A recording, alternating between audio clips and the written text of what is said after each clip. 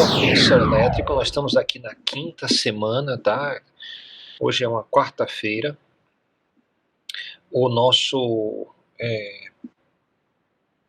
pensamento aqui seria começar voltando lá para a mecânica, dando uma olhada e depois indo para a parte de eletricidade, tá? Então, primeira coisa, celebração, tivemos um aluno no atendimento essa semana, isso é um recorde, ok? Fica o convite, Vitor, para você aparecer também na segunda-feira, no horário que a gente combinou, né? Tá no calendário do Google Sala de Aula, você pode olhar e é bom para a gente poder fazer exercício, estudar junto, então é um horário interessante. A pergunta como foi o teste, a gente já falou um pouquinho, você teve dificuldade com as questões 6, 7, 8 e 9, não foi isso? Sim. Tá. Na verdade teve a questão 9, não. Não, 9 justamente era você colocar o apontamento. O apontamento foi tranquilo. Tá. Ok. Então a gente vai repassar isso na próxima semana, quando eu estiver fazendo a devolução da avaliação, tá? Eu vou dar uma olhada. Lembrando que é interessante que você veja sempre o Hewitt, leia com antecedência, né? Estamos passando para potencial elétrico, vale a pena consultar o Young and Friedman também. Então, tem a segunda coleção da nossa referência, de acordo com o nosso plano de disciplina, tá? É interessante, ou então até o Halliday, né? Qualquer um desses livros vai dar uma boa ideia, faz uma boa leitura após a leitura do Hewitt, né? Então, primeiro o Hewitt, depois os outros. O Hewitt junta isso tudo em um capítulo só, ele faz a eletrostática em um único capítulo. E certos livros dividem esse assunto em capítulos diferentes, né? Então isso é muito bom. A primeira avaliação, que deve ser daqui a umas 2 semanas, mais ou menos 3 semanas, a primeira avaliação cobrirá todo o material de eletrostática, tá? Então a nossa visão é sempre que o mini teste molha os pés quanto à primeira avaliação. Então, teve várias questões lá, eu vou estar voltando para esse assunto e vou cobrar de novo na primeira avaliação e vou adicionar também o material de potencial e de capacitância, provavelmente, vai depender do nosso andar, né? Então a gente vai ver isso, tá? Passando para a aula, então, eu tenho a primeira coisa é a gente abordar a essência da mecânica, né? Você pode pensar assim, saudades da física 1, né, quando tudo era fácil, né? Você pode lembrar que tinha uma rocha, né? A gravidade da Terra atuava sobre ela, havia uma força-peso, tá aqui a força-peso. Se ela tivesse sobre uma superfície, haveria então uma força normal, né? A gente pode então tirar essa superfície. Se você tira isso, vai perceber que a rocha cai, né? Então a gente interpreta isso como a força-peso atua sobre a pedra e então ela cai. Então é a consequência da força-peso. A gente pode pensar nessa minha forma de falar como estando dentro da descrição da força. Então a mecânica tem várias descrições. Uma das descrições é a descrição de força. Então é justamente quando a gente fala dessa forma. Ok? Existem outras descrições. Se você lembrar bem, o curso de Física 1, ele foi mais ou menos assim, começou com cinemática, depois teve dinâmica, depois teve, na dinâmica teve 2 partes, a primeira, leis de Newton, a segunda, energia, né? Então só aí você está vendo 3 descrições diferentes. Então justamente, eu vou avançar para essas outras descrições. Então você pode pensar assim, eu tenho uma rocha, tem uma força-peso que atua sobre ela, e ela se desloca de A até B, né, durante a queda. Se você pensa assim, você está pensando em termos do trabalho, porque o trabalho, para ir de A até B, então a gente vai usar o símbolo W para o trabalho, ou quer dizer o work, né, em inglês, ou então Werk em alemão. Então esse é o nosso símbolo de trabalho.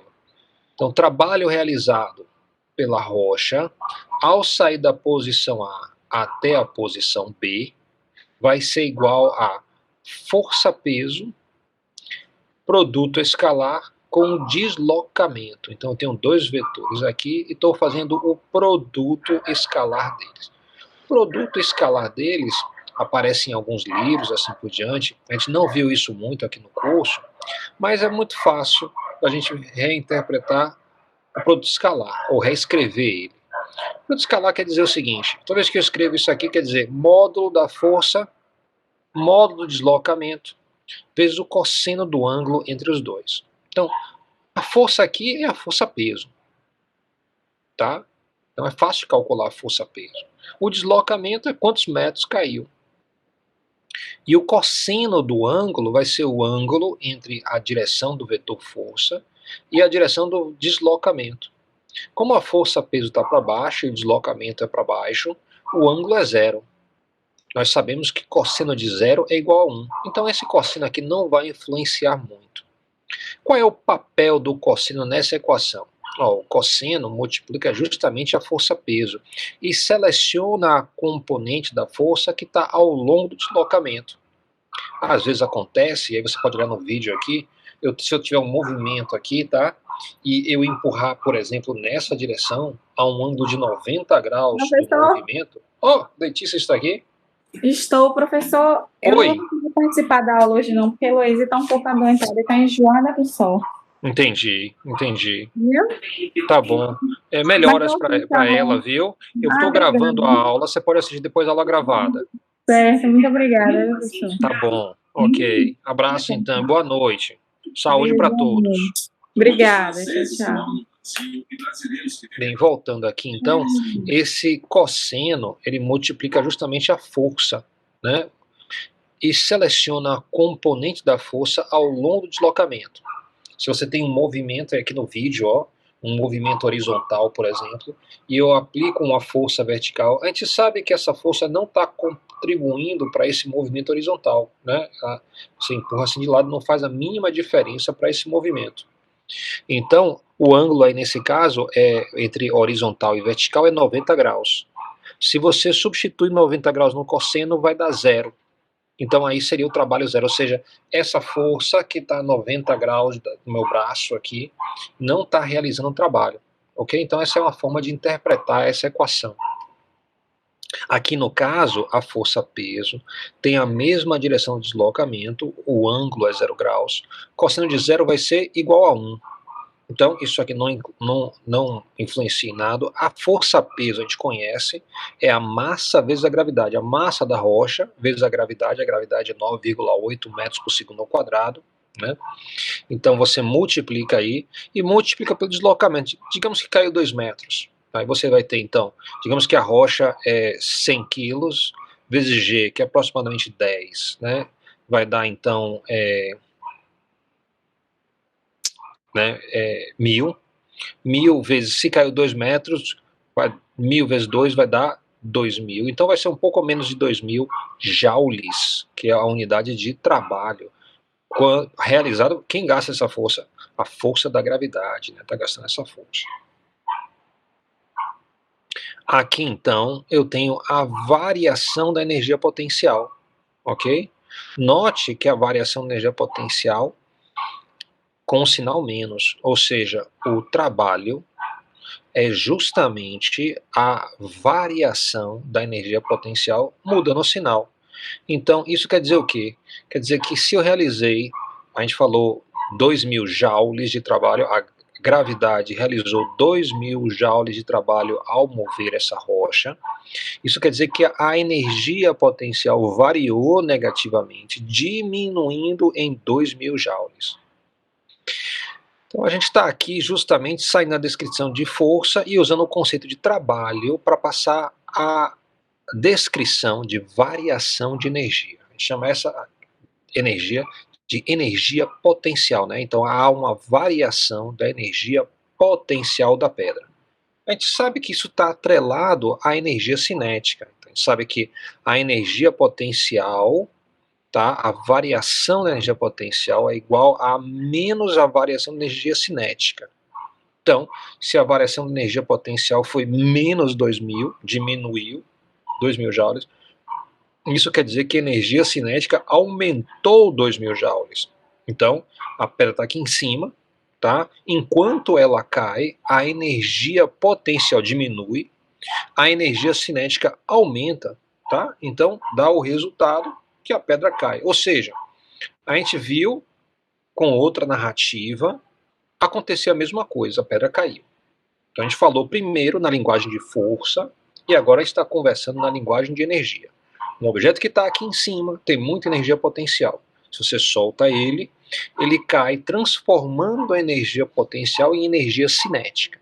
Nós temos tudo aí para calcular isso. Agora, são essas as únicas duas descrições possíveis? Acontece que existem outras, tá? Então, vamos pensar aqui em outra descrição. Eu vou passar agora para a linguagem de campo. Eu vou dizer, ó, nessa região aqui existe um campo gravitacional. Olha aí, um bocado de vetor laranja, tudo apontando para baixo. Cada um desses vetores tem um módulo de 9,8 metros por segundo ao quadrado. Esse vetor é chamado da gravidade local e forma um campo gravitacional. Eu posso dizer então que a aceleração vertical é igual a menos g, ou seja, é menos 9,8 metros por segundo ao quadrado. Ora, essa é uma aceleração constante na vertical. A gente já estudou isso. Isso é o movimento uniformemente variado. A gente sabe que se você começa com uma velocidade inicial nula e solta um objeto, o deslocamento dele tá descendo, vai ser menos 1/2 de gt ao quadrado. Então ele está caindo. Então essa é outra forma de você estar descrevendo a evolução da pedra. Essa equação diz que a pedra cai, a rocha vai para o chão. Acabou. Eu usei aqui a conversa de campo gravitacional. Eu nem mencionei força-peso. Eu nem falei sobre variação de energia. Mas eu consegui descrever e criar uma narrativa que mostra que não tem jeito, a pedra vai cair. Então, isso vai me dar essa descrição. Você também podia pensar assim, é outra opção. Você pode dizer, ou ΔY igual a menos G, lembrar da equação de Torricelli. Quando você lembra da equação de Torricelli, 2 vezes a aceleração vezes a variação na posição é igual a velocidade final ao quadrado menos a velocidade inicial ao quadrado. Eu posso multiplicar essa equação por m sobre 2, e se eu fizer isso, olha o que acontece. Vai dar, ó, mg ΔL é igual a 1/2 de mvy ao quadrado menos 1/2 de mv0y ao quadrado. E você reconhece esse termo aqui como energia cinética. Você reconhece esse termo como energia cinética. O primeiro energia cinética final, o outro energia cinética inicial. E do lado esquerdo, mg ΔL, já falou sobre isso, é energia potencial, né? Isso vai me dar então que isso aqui é a minha variação da energia potencial e isso aqui é a variação da energia cinética. A gente voltou então para aquela expressão. Professor, Oi. rapidinho. Por que vira meio nessa variação aí? Ah, porque tá vendo aqui, ó, siga aqui o mouse. Tá vendo aqui o 2? Se eu for passar esse 2 para a direita, ele passa dividindo. Então vai dividir o primeiro termo, então vai ter 1/2 multiplicando. E vai ter 1/2 no segundo termo também, porque é distributivo. Tranquilo? O 2 passa, ó, dividindo. E o m vem multiplicando, então eu multiplico todos os termos por m. Então não muda nada. Tá vendo que apareceu o m aqui em todos os termos? Sim. Pronto. Aí esse lado esquerdo a gente reconhece como a variação da energia potencial, o lado direito como a variação da energia cinética. E um tem que ser igual ao outro. Ok? Beleza. Conforme um diminui, o outro aumenta. E a pedra cai. Muito bem. Então a gente falou sobre a pedra, não é isso? Acelerando. É a descrição de campo. Tudo isso é a descrição de campo. Então vou colocar aqui, ó, campo gravitacional. Eu posso passar da força para o campo. Como é que eu faço isso? Força, lembre que a força-peso que a gente está falando é m vezes g. Então, o campo é só g. Então, o que é que eu fiz? Eu desci aqui multiplicando por m. Quando eu fui aqui para a direita, ó, da força para a energia, eu usei o conceito do trabalho. Isso sugere que existe uma quarta descrição, para poder completar o retângulo, né? Então fica parecendo, ó, não, tem alguma coisa faltando aqui no canto. Essa interrogação. Se a gente olha aqui, eu passei para a direita, não foi? Multiplicando a força pela distância, porque isso é trabalho, força vezes distância. Então você desce aqui dividindo pela massa, chega no campo. Então isso sugere que para eu andar para cá, eu tenho que pegar o campo e multiplicar pela distância. Então vai dar isso aqui. Isso aqui vai dar então G vezes altura, tá? Então, no fundo, G é uma constante. O que muda de posição para posição é a altura. Então, essa descrição aqui é uma descrição baseada em altura. Note que a pedra subiu e caiu de novo. Isso diz o seguinte: quanto mais alto, maior é a queda. Essa é uma descrição em termos de altura. Tudo que sobe, desce. Né? Então, a gente está acostumado com essa ideia. Então, você pode, ó, bota a pedra lá para cima, tudo que sobe tem que descer. Daqui a pouco ela cai. Então, essa é uma forma de você descrever esse movimento também, super válida. A física gosta dessa descrição. Então, é uma descrição de variação de altura. Então, eu completei as 4 descrições possíveis para a mecânica. Você pode ter uma descrição baseada em força, você pode ter outra descrição baseada em variação de energia, outra descrição baseada em campo e outra baseada em variação de altura. Tá?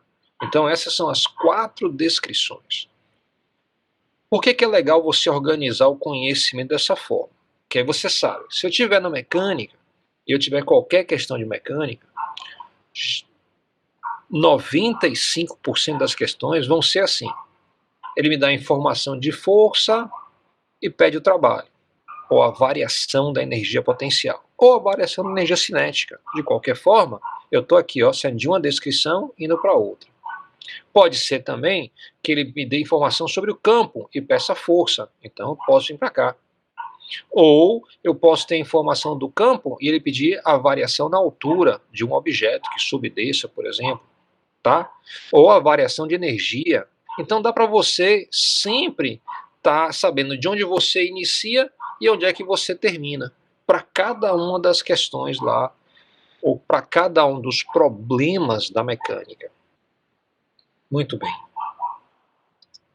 Se a gente pega e pensa assim, qual é a mais simples? A gente vai falar, olha, a variação de altura é a mais intuitiva, é a mais simples.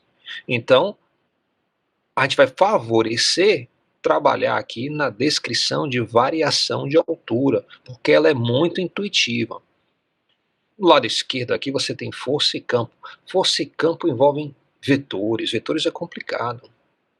Né? Do lado de cima aqui, ó, variação de energia. Quem é que enxerga a variação de energia? Ninguém enxerga a variação de energia.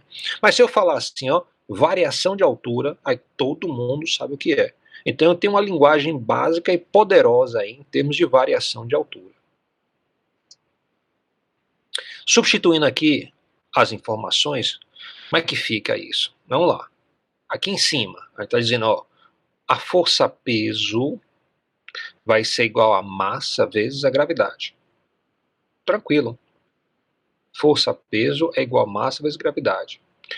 Bem, com essa força-peso, eu posso calcular o trabalho realizado para um deslocamento ΔL. Então esse símbolo aqui é o ΔL, é um deslocamento, alguns metros. É só eu pegar a força e multiplicar pelo deslocamento. Se eu fizer isso, eu vou ter então o trabalho. Se eu tiver o trabalho, eu vou ter a variação da energia potencial. E a gente sabe então que é um pulinho para você obter a variação da energia cinética. Ok? Bem, se eu tenho a força, eu posso descer aqui dividindo pela massa. Se eu fizer isso, pegar o lado direito aqui e dividir pela massa, a massa corta. Fica só o vetor gravidade. Então tem esse símbolo aqui esquisito que só diz campo. O campo é igual a G. Então pense aqui como sendo simplesmente G, o vetor G. Tranquilo. O vetor G está apontando para baixo. Esse campo aqui é um campo que acelera para baixo. Estou tranquilo com isso. Bem, aí a gente pode criar uma ideia assim, de potencial de queda. Há um potencial de queda de alguma coisa que está em uma posição muito alta.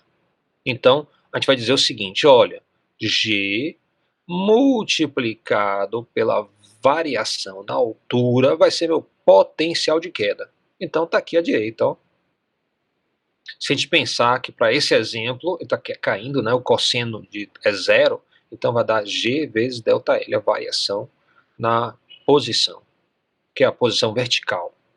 Então, tá aí essas ideias. E lembre, ó, trabalho é igual a menos a variação de energia potencial, isso quer dizer que é conservativo. Lembre que isso também está associado às questões de espontâneo e não é espontâneo. Então, como a gente falou nessa questão, o trabalho é positivo. Quando o trabalho é positivo, isso quer dizer que a força está empurrando na direção do deslocamento. Então, o trabalho vai ser positivo. Isso quer dizer espontâneo. E a variação da energia potencial vai ser negativa. Isso também quer dizer espontâneo. Sempre que um objeto se movimenta, esse movimento vai ser espontâneo se a variação da energia for para diminuir a energia potencial. Claro que qualquer diminuição de energia potencial tem que aparecer em algum lugar, vai aparecer como energia cinética, acréscimo de movimento. Ok? Então fica bem fechadinho aí. Bem, lembrando, né, as minhas 4 descrições, observe o seguinte, as 2 descrições da esquerda são descrições vetoriais. Então, sempre que você fala de força ou fala de campo, nessas linguagens, você está usando vetores. À direita, nós temos o seguinte, ó, descrições escalares. Aqui só entra número, não entra vetor. É um alívio, né? Então, lá em física 1, quando chega lá no final do curso, que some os vetores, os alunos festejam, né? Porque não vai entrar vetor, é mais fácil. Muito bem, então eu tenho aqui, ó, trabalho e o potencial de queda. São 2 descrições escalares. E você pode pensar assim, ó, aqui em cima eu tenho uma descrição de partículas, ou seja, nessas 2 descrições aqui, eu sempre preciso da rocha. Então, eu boto uma rocha e ela sente uma força para baixo. Pronto, usei a rocha. Na segunda aqui, nessa descrição, eu também tenho que usar a rocha. A rocha sai daqui de cima, de A foi para B. Então, novamente, a rocha se deslocou. Aqui embaixo são descrições de campo.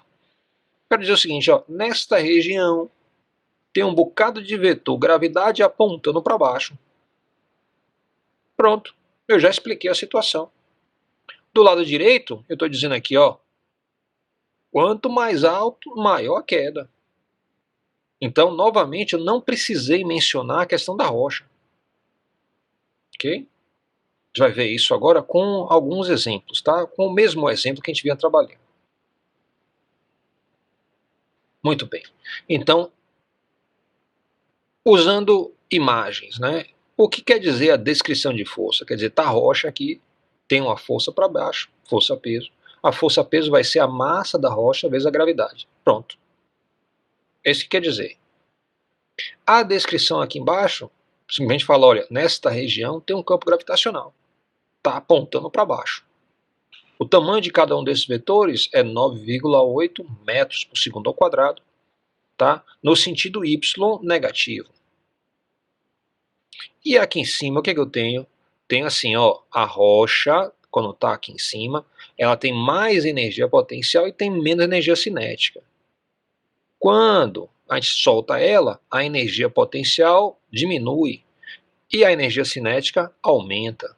Novamente, a variação da energia potencial é igual a menos a variação da energia cinética.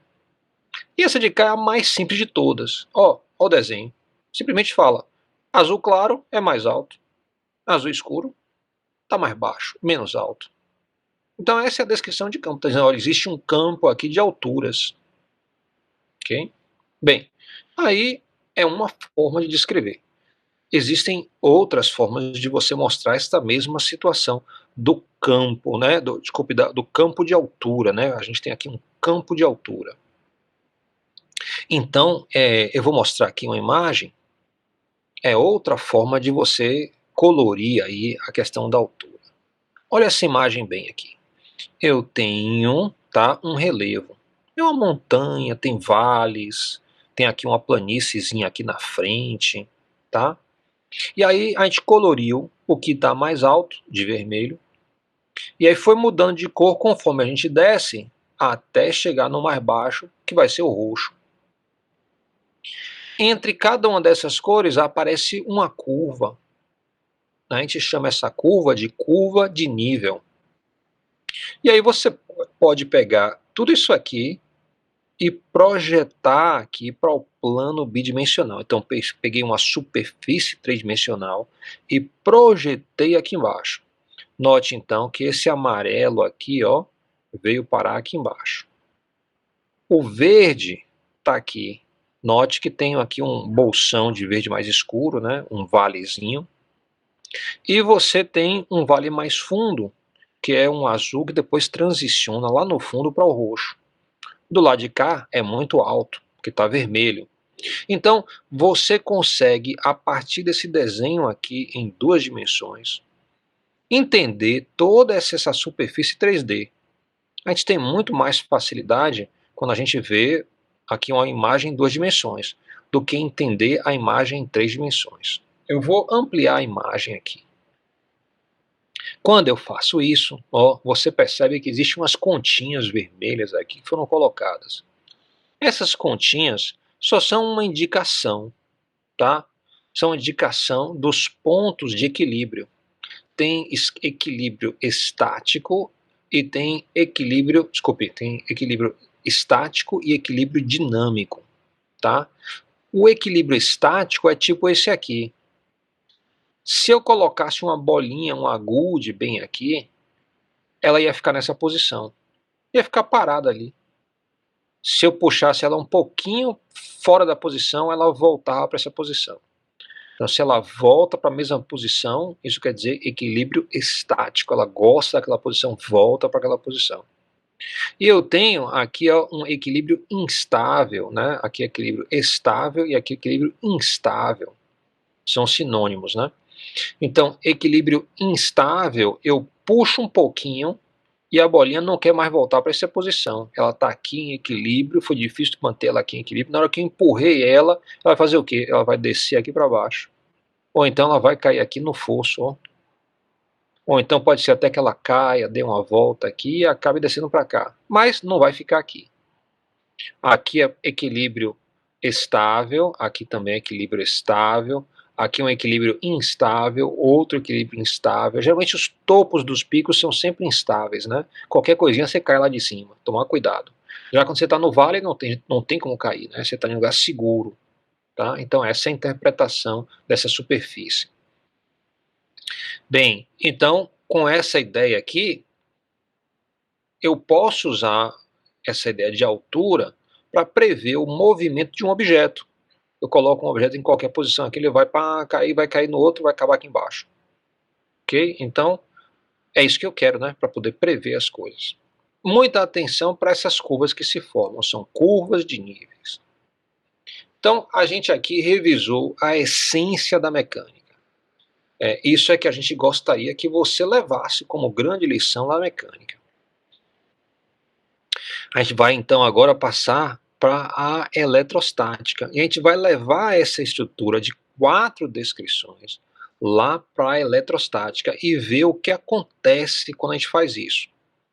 Então, passando aí então para 4 representações, só que agora ó, o foco é eletrostática.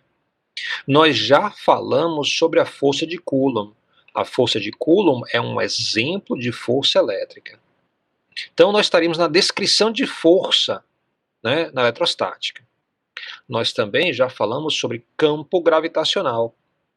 Não, desculpe, nós já falamos sobre campo elétrico, né? Então a gente falou sobre campo elétrico, ó, tá aqui na descrição de campo aqui embaixo. Da descrição de força, se você usar o conceito de trabalho, dá para passar para a descrição de variação de energia potencial elétrica. Então a gente também vai falar o seguinte, olha, o campo elétrico é uma coisa, porque ele consegue armazenar energia. Na hora que a gente diz isso, a gente está nessa descrição aqui, ó, de variação de energia potencial. Acontece que aí isso sugere uma quarta descrição aqui. A gente chama essa quarta descrição da descrição da variação do potencial elétrico, também conhecida como variação de tensão, ou também às vezes a gente fala assim, ó, diferença de potencial elétrico. Em alguns livros o pessoal usa a sigla DDP. Todos são formas de você falar isso aqui, né? Falar dessa descrição. Essa descrição, como sugerido lá pela mecânica, né, a mecânica criou uma expectativa. Qual é a expectativa? Que essa seja a descrição mais simples possível, né? Então, de fato, quando você vai para a área de trabalho, né, que você vai em alguma área de eletromecânica, você vai perceber que o que se utiliza entre essas 4 descrições, a mais popular sempre é falar sobre volt, diferença de potencial elétrico. Então, de fato, na prática, qual dessas 4 descrições se tornou a majestade? Justamente a descrição que fala sobre variação do potencial elétrico. Okay? Bem, para usar essa estrutura, né, como lá na mecânica, a gente usou o exemplo da força-peso para falar, então, das 4 diferentes descrições. Aqui a gente vai seguir um caminho parecido. Né? E como é que a gente vai começar isso aqui? Bem, nós estudamos campos elétricos, né? Então é justo que a gente comece por aqui, alimentando com os diferentes campos elétricos que nós estudamos. Então você imagina que para cada campo que eu coloque aqui, eu possa fazer, então, 4 descrições. E elas vão ser distintas, né? Isso quer dizer que vai dar um volume muito grande, né, de material. Eu posso usar, por exemplo, a gente já falou sobre a carga pontiforme, que tem um campo de Coulomb. A expressão para o campo de Coulomb é essa aqui. Então, eu poderia colocar o campo de Coulomb bem aqui. Aí eu teria a força elétrica sobre uma carga que se encontra dentro do campo de Coulomb. Aí eu passaria para, olha, quando essa carga que está dentro do campo de Coulomb se movimenta, tem uma variação de energia potencial elétrica, que vai, por conseguinte, causar uma variação da energia cinética. Né? Ou a gente poderia falar, olha, todo campo elétrico pode ser visto, então, como campo de potencial. Então a gente pode olhar as curvas de nível que existem no campo elétrico. Assim como eu tenho aqui as linhas de campo, aí nós teríamos também as linhas de nível, curvas de nível, né, que descreveriam o potencial elétrico e sua variação em torno da carga. A gente poderia fazer a mesma coisa, então, para o campo do dipolo, por exemplo, que a gente estudou o campo do dipolo. A gente poderia fazer isso para o campo da linha de cargas, que a gente também falou sobre essa linha de cargas, né? A gente poderia fazer isso para o plano de cargas, onde eu tenho então aqui o campo, né? Eu boto uma carga aqui, ó. Então isso vai dar uma densidade superficial de carga, Q sobre A. E aí, se eu souber a densidade superficial de carga, eu posso então, ó, calcular o campo elétrico. A novidade aqui é que o campo elétrico é igual a constante, não muda. Se você lembrar bem, quando a gente falou lá da mecânica, aqui apareceu o campo gravitacional local, que também era uma constante. Era igual a 9,8 metros por segundo ao quadrado. Naquela situação do campo gravitacional local. Tanto para um plano de cargas, como também para a situação onde eu tenho 2 placas paralelas, tá? Os campos vão ser constantes. As expressões, inclusive, são muito parecidas. Então, ó, esse campo elétrico é um candidato, especialmente pela importância das placas paralelas. A gente já mencionou que isso vai criar um dispositivo tecnológico muito importante para a eletromecânica, que vai ser o capacitor. Tá? Então, a gente vai começar fazendo essas relações para este exemplo aqui do campo elétrico uniforme. Vamos fazer isso, então. Lembrando, ó, cuidado, tá? A gente está usando a definição que o trabalho é força vezes deslocamento. A definição do trabalho é um pouquinho mais complicada, tá? Aqui envolvem símbolos que a gente não conhece no nosso curso ainda, tá? Mas assim, eu estou botando aqui só como um aviso. A gente vai falar sempre que o trabalho é força vezes deslocamento, tá?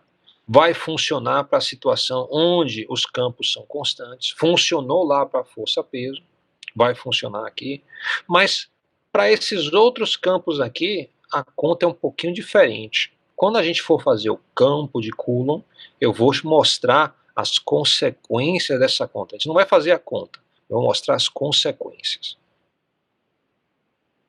Muito bem, então, pegando aqui, ó, essa ideia deste campo aqui, eu já substituo logo. O campo elétrico é igual a sigma sobre epsilon zero. Eu estou aqui na descrição de campo.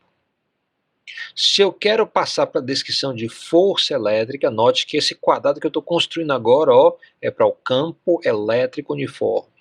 Vai haver um quadrado diferente para cada um dos campos que a gente estudou. Muito bem. Como é que eu passo para a descrição de força? Eu boto uma pequena carga aqui dentro, ó. Então, se eu botar uma pequena carga, essa pequena carga é o análogo da rocha lá quando eu falei de força-peso. Eu botei aqui tem uma placa positiva, botei uma carga positiva também. Positivo, positivo, vai ter repulsão.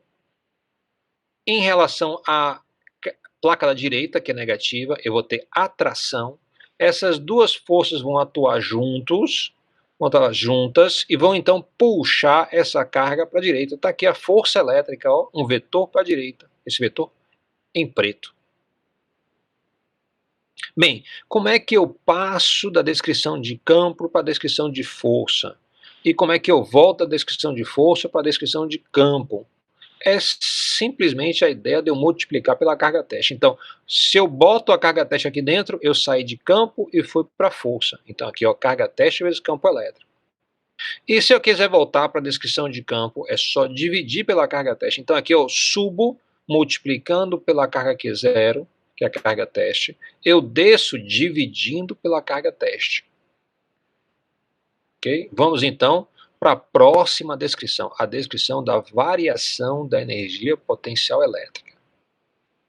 Isso pode ser feito, passar da descrição de força para a descrição de variação de energia potencial elétrica, usando a noção de trabalho. Se você lembrar bem, o trabalho é força vezes deslocamento. Então, muito bem, que força? Q0 vezes E. Que deslocamento? O deslocamento, olha para cá, olha a cargazinha à esquerda, olha o que acontece com ela, esse deslocamento. Deslocamento de uma placa até a outra. Tá? Então, uma questão, por exemplo, que fosse trabalhar isso, daria a você a distância entre uma placa e outra, seria, por exemplo, 2 centímetros, 5 centímetros. Essas distâncias são pequenas. Aí dá para eu calcular o trabalho. Se eu tiver o trabalho, é só mudar o sinal e eu vou ter a variação da energia potencial. E se eu quiser a energia cinética, é só mudar o sinal da energia potencial de novo, que eu vou ter a variação de energia cinética. Se eu souber a variação de energia cinética, dá para eu calcular, por exemplo, porque variação de energia cinética é variação de movimento, dá para eu calcular, por exemplo, a variação da velocidade, dá para eu tirar isso. Muito bem, então nós temos aí as 3 descrições, né, para falar da mesma coisa, claro, né, e aí a sugestão de uma outra descrição, que é a descrição do potencial elétrico, e a gente ficou um pouco até com expectativa, né, elevada em relação a essa variação de potencial elétrico, porque a gente quer uma coisa simples, né, uma coisa que deixa a gente perceber o que está acontecendo de forma muito simplificada. Olhe bem, dá para ver aqui, ó, quando eu desço e subo, eu estou multiplicando e dividindo pela ideia do Q0. Quando eu vou para a direita e esquerda, eu estou multiplicando pela variação na posição. Então, se eu completar essa descrição aqui, ela vai ficar assim, ó. Tá? Entra um negativo aqui, que força um negativo aqui nessa posição. Por que isso é verdade? Por que força isso? Porque se você sai de qualquer lugar e você vai andando aqui, ó, se você mudar o sinal uma vez, obrigatoriamente você tem que mudar 2 vezes para poder voltar para a posição inicial. ok? Com o mesmo sinal. Então, se eu sair aqui com 10, por exemplo, e atravessar aqui com o menos, vai dar um negativo aqui. Dá um positivo quando eu subo. Dá um positivo aqui, volto para o positivo. Então, eu voltei para o positivo para a mesma coisa. Muito bem. Vamos olhar, então, como é que a gente obtém aqui o que a gente chama de variação de potencial elétrico, ou então também ΔV. V em relação a volt, tá? Ou variação de potencial. Tanto faz, você pode pensar de qualquer forma. O trabalho, tá, vai ser dividido por Q0. Como o trabalho é menos variação da energia potencial, eu escrevi logo aqui a variação da energia potencial, dividi com menos, ficou mais. Então eu tenho a diferença de potencial entre A e B, vai ser a variação da energia potencial dividido pela carga Q0. Essa é a definição da diferença de potencial elétrico. Tem outra forma de eu entender também. A diferença de potencial elétrico é simplesmente o campo elétrico em módulo multiplicado pelo deslocamento em módulo. Lembre que quando eu escrevo assim tem um cosseno do ângulo entre os dois vetores, tá? Então guarde aí que sempre que a gente escreve aqui é com dois vetores com a bolinha no meio, a gente quer dizer produto escalar, e aí tem um cosseno do ângulo entre os dois. Ok? Bem, à esquerda aqui, a unidade da tensão é. Então, se você olha essa equação, isso vai dar o seguinte, ó, Newton por Coulomb, que é campo elétrico, multiplicado por distância, que é metro. Então, Newton vezes metro dividido por Coulomb. É justamente a unidade de tensão, que a gente chama o volt, tá? Outra forma de você perceber o volt é pensar assim, ó, Newton vezes metro é trabalho. E trabalho, na verdade, é joule. Joule por Coulomb, então, é uma forma da gente entender esse campo de potencial elétrico. Ele está dizendo, se eu tenho um campo, tá? Então, para cada Coulomb que eu venha colocar ali, eu tenho uma certa quantidade de energia guardada para ele. Okay? Então, essa é uma forma de entender aí a unidade, tá, de tensão, que é o volt. Bem, vamos olhar esse desenho aqui à esquerda, ó. Qual foi a novidade dele nessa descrição? Apareceu aqui tipo um vidro, ó. Tá vendo esse vidro aqui, fumê? Observe que de um lado ele está mais alto, do outro lado ele está mais baixo. Lembre que diferença de potencial, quando você escreve assim, ó, delta V de A para B, isso quer dizer sempre final menos inicial. Então, a diferença de potencial de A para B é o potencial final menos o potencial inicial. Voltando aqui ao desenho. Eu tenho aqui o lado esquerdo, tá? Tá em um potencial mais alto.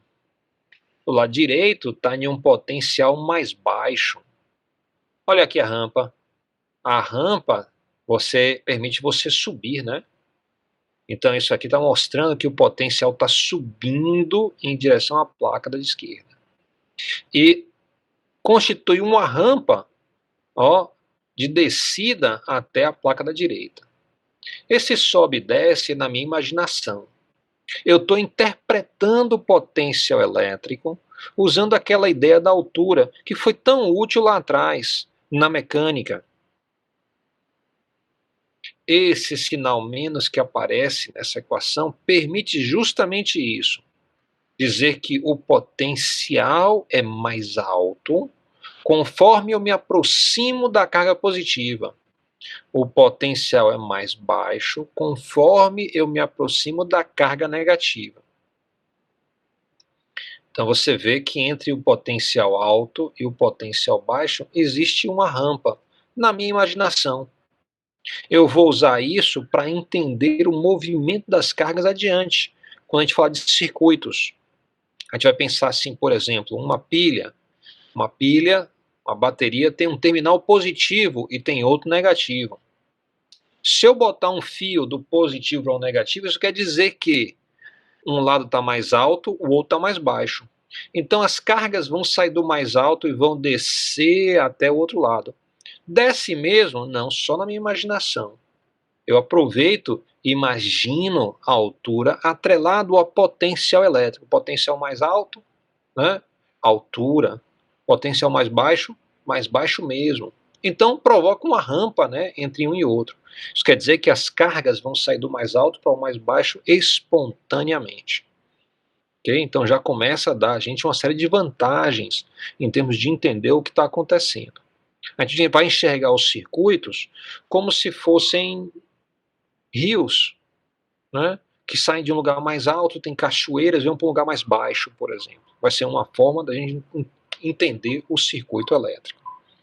Como é que você mede o potencial elétrico? Você usa o voltímetro. Nós não temos a capacidade de enxergar esse relevo de alturas de potencial elétrico. Não é tão fácil quanto lá na mecânica, que a gente enxergava a altura diretamente. Mas nós temos um instrumento que dá a gente justamente a medida da altura em relação a um referencial. Um ponto que eu vou dizer assim, ó, aqui é o referencial. O mesmo vale para a altura lá na mecânica. A gente mede a altura de alguma coisa em relação a, por exemplo, o nível do mar. Então a gente diz assim, ó, tantos metros acima do nível do mar, tantos metros abaixo do nível do mar. Então isso permite a gente estar compreendendo, né, que a variação é que é importante e que não há uma medida absoluta, né? Então você pode dizer assim, olha, não tem um ponto de altura absoluta, depende do referencial. A mesma coisa acontece com variação do potencial. A variação é que é importante, não o valor em si. Ok? Porque depende do referencial. Vamos olhar aqui então como é que a gente usa esse voltímetro. É fácil. Todo voltímetro tem um bornezinho, tá? Que está rotulado com com. Ele deve ser colocado justamente no ponto que você considera o referencial. Geralmente a placa negativa para capacitores. Então você, ó, bota aqui a ponta de prova, encosta justamente na placa negativa. O outro borne você encosta justamente na carga positiva. Aí vai aparecer um número aqui, o número vai dar a diferença de potencial elétrico. Nessa imagem, a diferença de potencial elétrico foi 66,6 volts. Isso quer dizer que do lado de cá, tá? Pro lado de cá, você sobe uma rampa de 66,6 volts, tá? Até a outra placa. Isso já dá a ideia que a meio caminho a medida em relação à placa negativa seria 33,3 volts. Porque a rampa, tá, ela não tem uma curvatura, ela é retilínea. A inclinação, né? Então a gente percebe que isso já está em informação de como é que é a variação do potencial entre as placas. Vamos olhar isso mais de perto. Então tá aqui, eu botei aqui a placa direita, tá? As duas placas. Botei então a minha rampa de potencial mostrando e trouxe uma novidade para esse desenho. São essas linhas pontilhadas verticais, tá?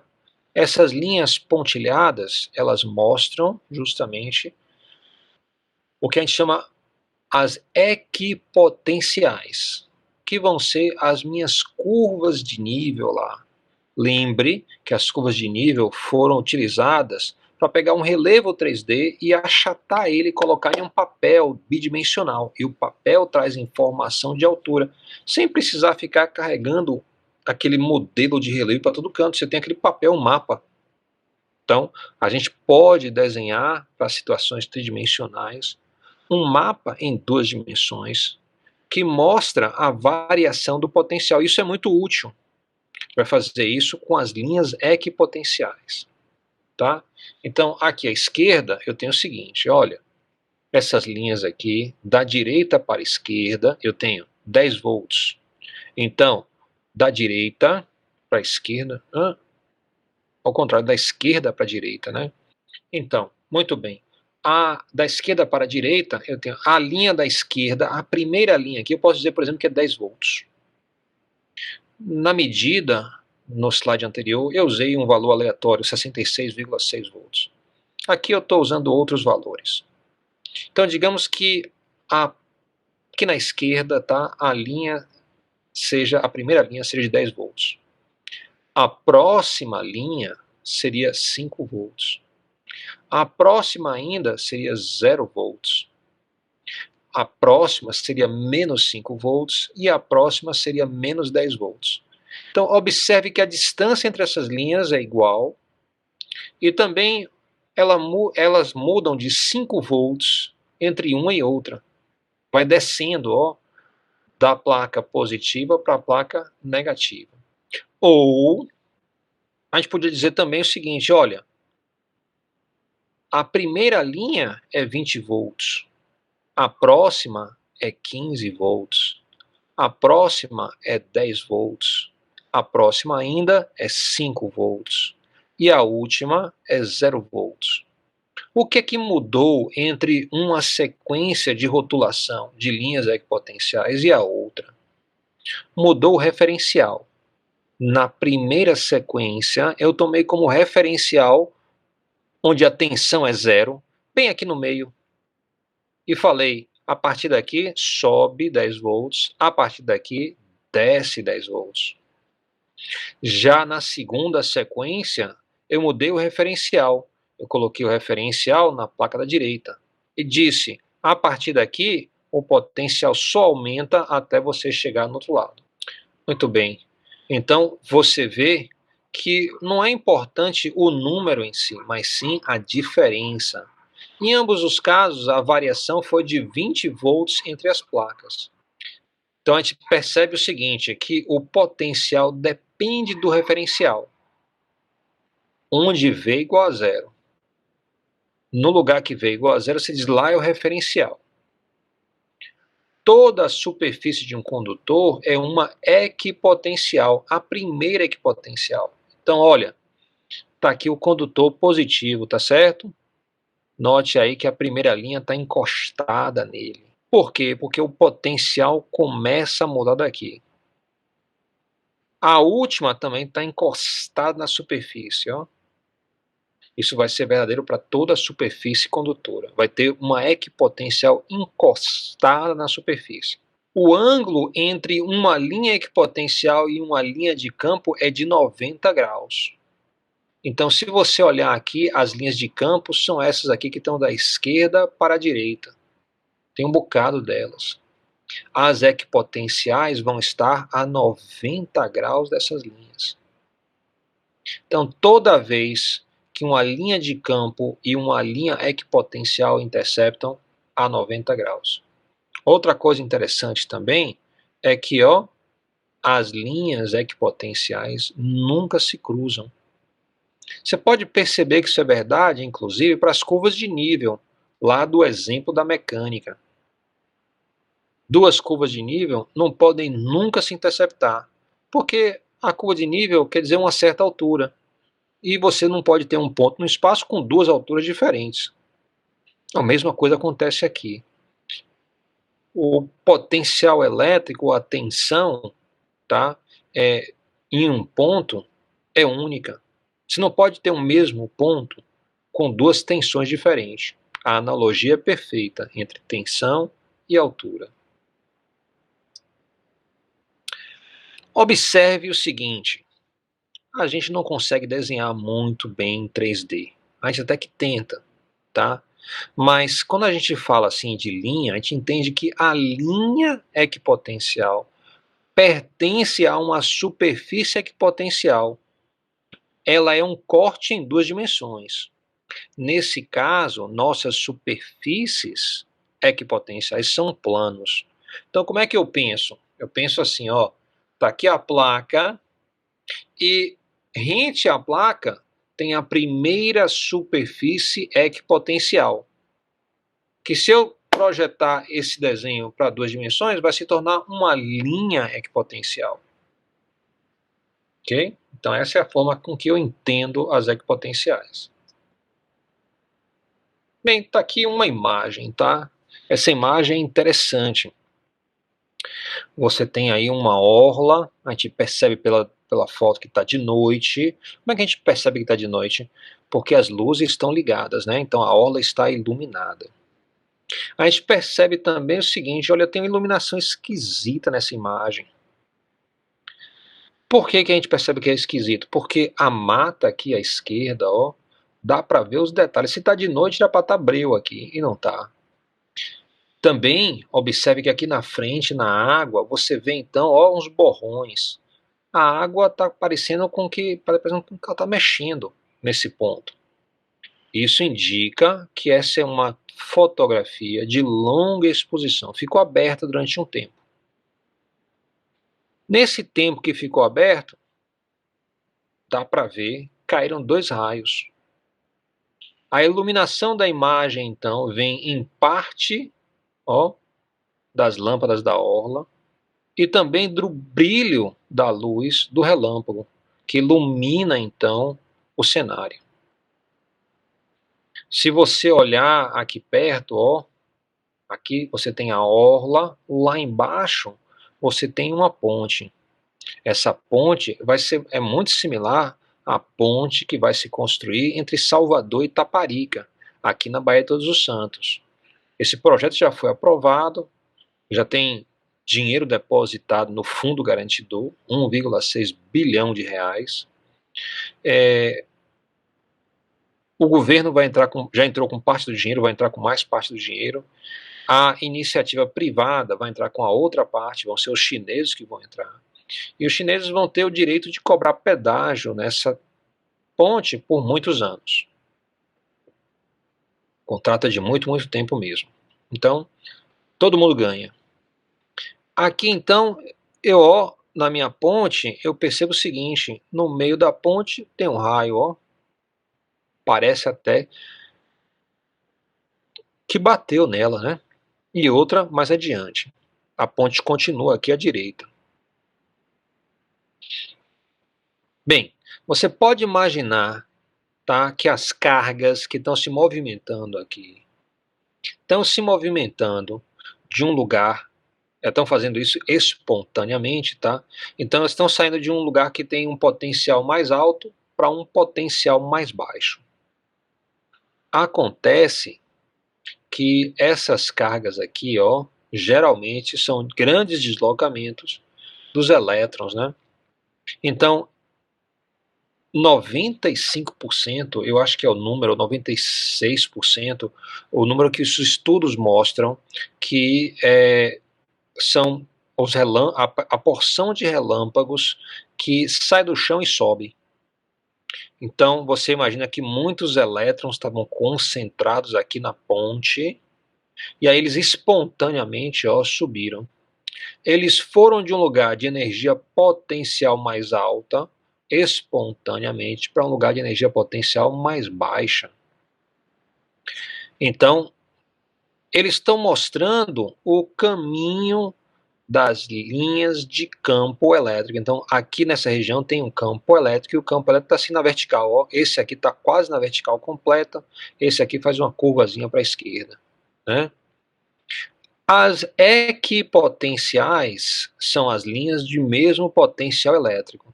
Então, se o chão aqui representa o potencial mais alto, então a linha equipotencial está aqui, ó, rente ao chão, sobe aqui na ponte um pouquinho e desce de novo. E onde é que está a linha do potencial equipotencial mais alta? Está aqui em cima, ó. A imagem aqui não dá para ver direito, mas esse raio aqui ele vai até essa altura e dá para ver que ele anda para a esquerda, né? Tá vendo ali? Então ele anda para a esquerda, vem mais para a esquerda aqui, então ele está ali se movimentando horizontalmente.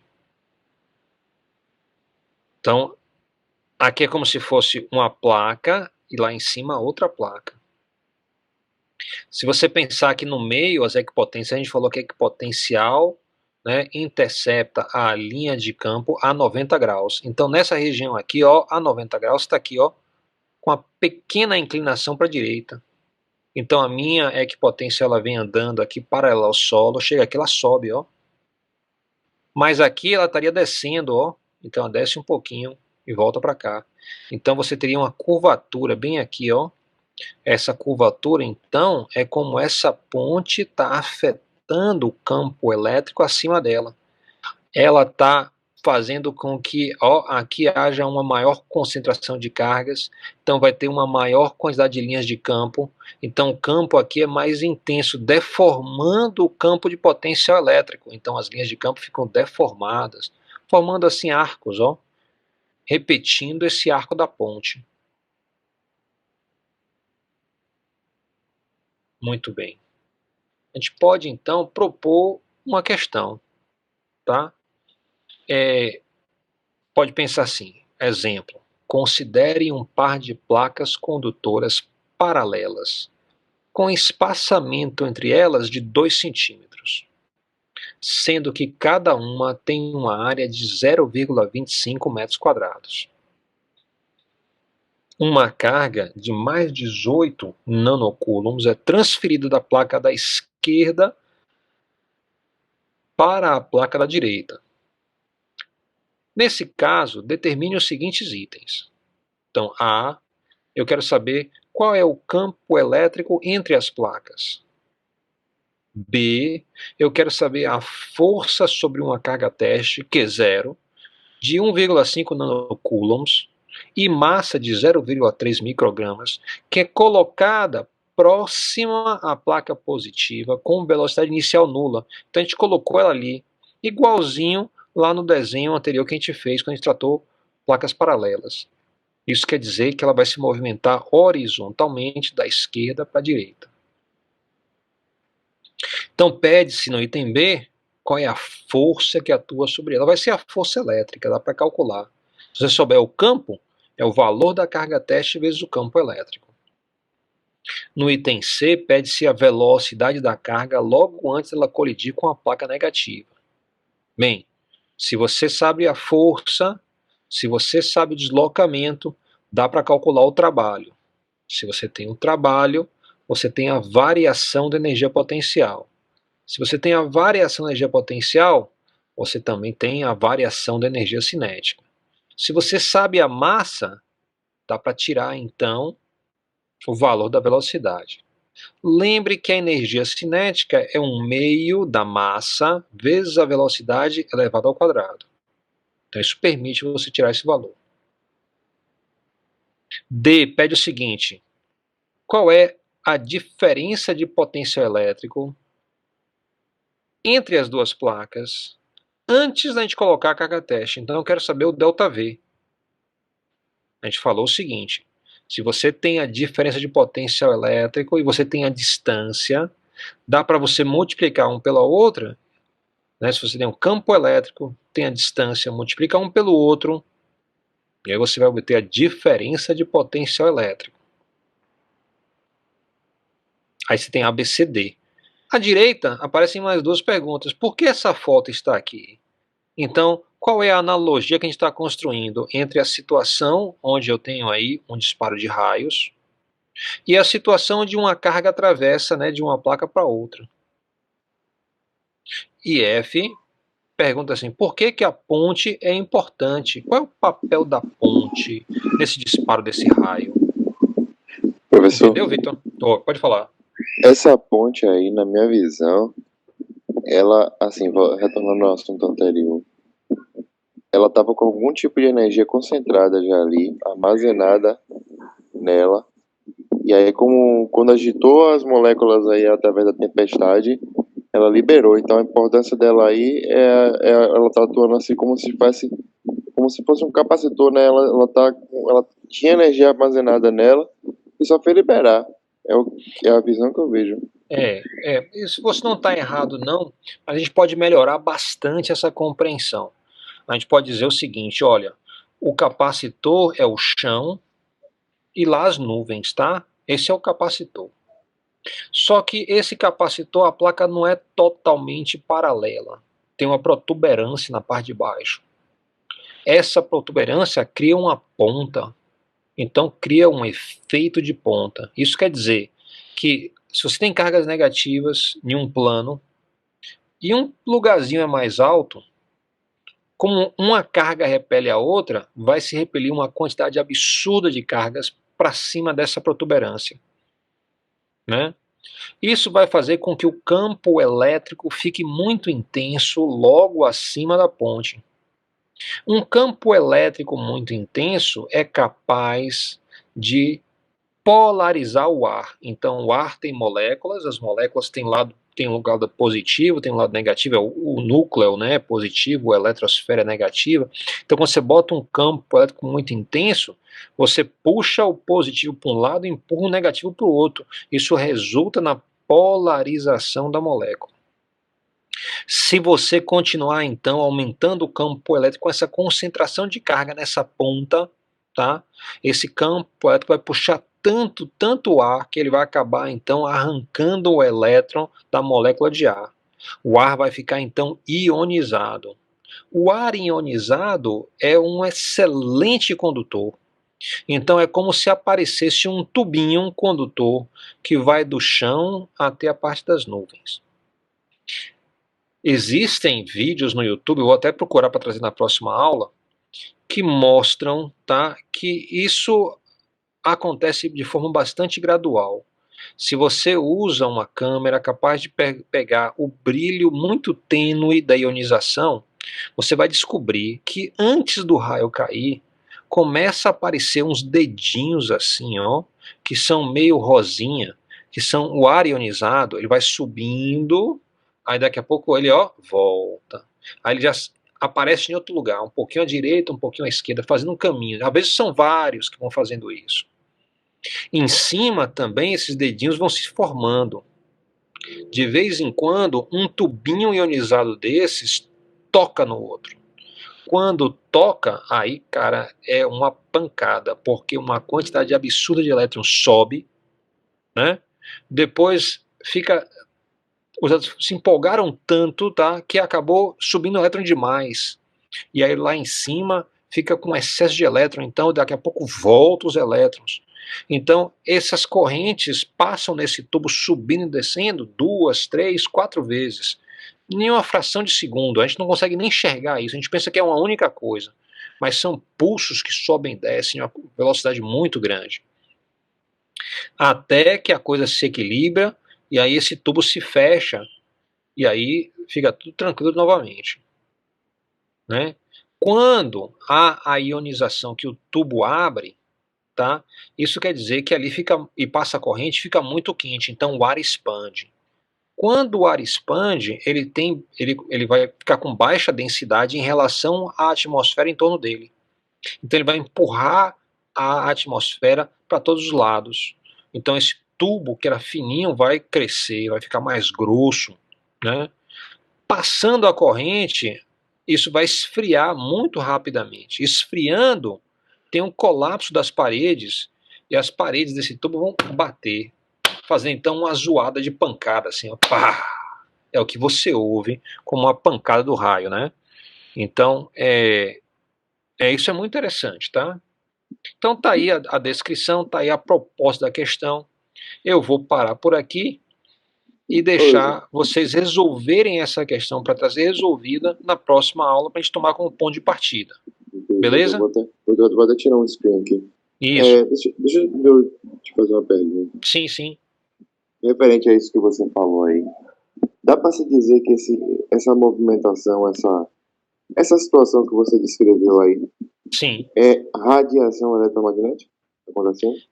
Olha, com certeza, porque o que acontece é o deslocamento de elétrons aquece a atmosfera, aquece tanto que ela ioniza, vira plasma, então tem um tubo de plasma ali. O tubo de plasma são elétrons, prótons, né, núcleos de átomos, né, totalmente lascados assim, então fica uma sopa de elétrons e prótons e núcleos assim por diante. Esse material, ele tem carga em movimento. A gente falou que carga em movimento vai então emitir radiação eletromagnética, então vai ter luz. Então, quando você tem radiação eletromagnética, quer dizer que tem brilho, tem luz. Então, você perguntou para mim, tem radiação eletromagnética? Tem. Na foto mostra, é o brilho. Essa é a radiação eletromagnética. A radiação eletromagnética, ela não faz mal ao ser humano, né? A não ser que chegue em uma frequência absurdamente alta, que aí entra na radiação gama. A radiação gama é uma radiação eletromagnética de altíssima frequência, né, que pode causar danos à composição genética do ser humano, ao tecido, né, de que o ser humano é feito. É que eu estou tentando interligar esse assunto de hoje com o assunto de Maxwell, né? E como Sim, assim que exatamente. a contribuição grande de Maxwell foi a radiação eletromagnética, a descoberta. Então, ele falou o seguinte: toda vez que uma carga acelera, ela brilha. Então, você está vendo aí uma aceleração absurda de cargas. Para você ter uma ideia, cada 10 centímetros corresponde a mais ou menos 1000 volts. Então, entre a parte de baixo dessa coluna aí de plasma eletromagnético até a parte de cima lá, você tem milhões de volts, né? Dezenas de milhões de volts. Então, não vai ser pouco, né, a diferença de potencial entre o chão e o ar. Exatamente, porque a gente sabe que isso aumenta linearmente, né? Então é mais ou menos 1000 volts a cada 10 centímetros. Tá bom, então a gente para por aqui. Tá bom, Vitor. Boa noite, viu? Valeu, professor. Boa noite, boa Tá aula, bom, professor. ok. Boa Tchau, aula. tchau. Vou parar a gravação aqui para a Letícia poder assistir. Valeu.